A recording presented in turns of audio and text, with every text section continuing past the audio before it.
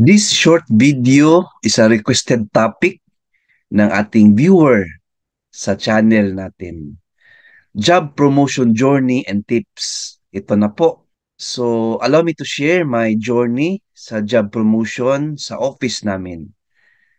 6 times po ako na promote from contractual employee, then naging casual employee, regular government employee, accounts management analyst 1, admin services officer 2, check release controller, and currently financial specialist.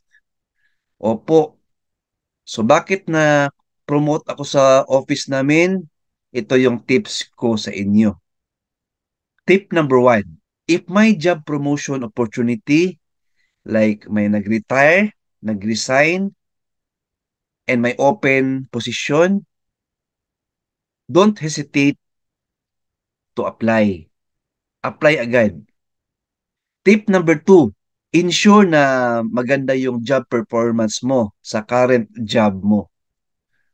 Paano? Kailangan maganda yung output ng performance mo, yung attendance mo, tardiness, and of course, yung attitude mo sa workplace. Importante yan.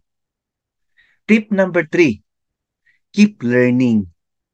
So, importante, meron kang job knowledge and acquire new skills.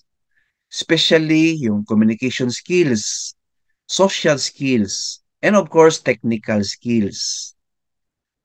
And tip number 4, pray. So, importante mag-pray tayo to God na bigyan tayo ng job promotion. Points to ponder, friends. Good luck, God bless, and 2 thumbs up.